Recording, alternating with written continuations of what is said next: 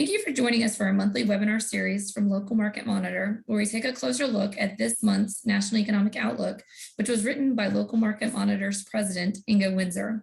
For those of you that don't know Ingo, he has been analyzing real estate markets for over 30 years and is a graduate of MIT and Boston University.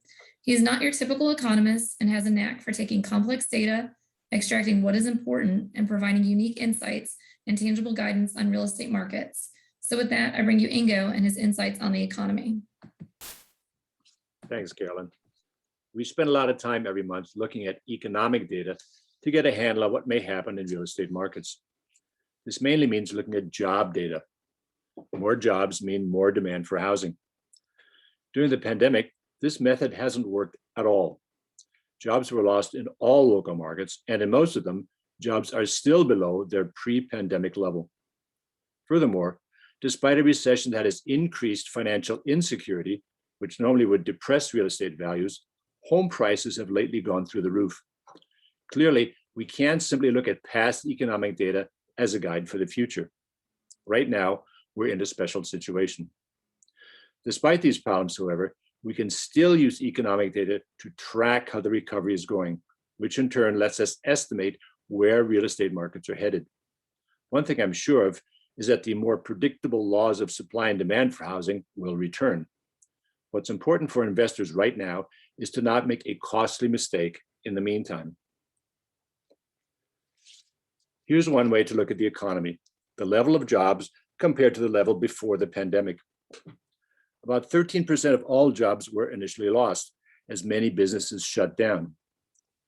We've now arrived at a point in September where the loss was only 2%. But the slow pace to just get back to zero due to the large number of people who are not vaccinated means the economy won't get back to normal growth this year. We're at a point, though, where some local markets clearly are doing much better than others. And that's because the kinds of jobs they have are recovering faster than others. So let's look at the major job sectors. Here's a very encouraging sign for the economy and for local markets. Jobs in business services, a good indicator of business activity, are in fact already back to zero. This is one of the largest sectors of the economy, 13% of all jobs. It's very likely to be back to its pre-pandemic level of growth, around 2%, in the next 6 months. Then here's the bad news. The healthcare sector is even bigger than business services, 17% of all jobs, but it's shown no improvement at all. From being a source of well-paid jobs that boosted local economies for years, a large local healthcare sector has now become a drag on recovery.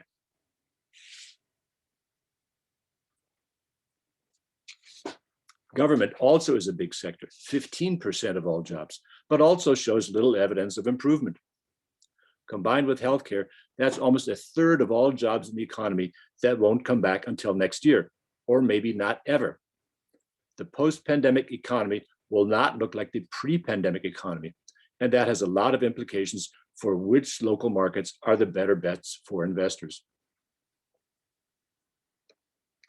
Jobs in restaurants have been most vulnerable to the pandemic and are now a reflection of the vaccination situation, as the euphoria over things getting back to normal has been damped by the rapid spread of the Delta variant. Retail jobs, 10% of all jobs, are pretty much back to zero too. But obviously, this is not a sector that will provide any growth next year. It did poorly before the pandemic and will do so once it's over. The longer-term prospects for jobs in manufacturing are actually pretty good, as the vulnerability of supply chains encourages more domestic manufacturing. But in the meantime, the pandemic still has major effects. A lot of jobs can be done remotely, but not manufacturing.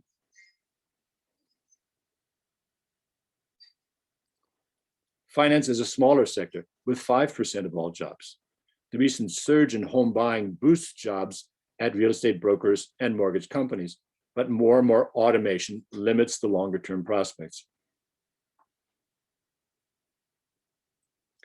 Construction also is a smaller sector and is very responsive to changes in supply and demand. The fact that the surge in home prices hasn't produced a bigger surge in construction jobs, 5% isn't much for this sector, suggests we're not in a period of sustained demand.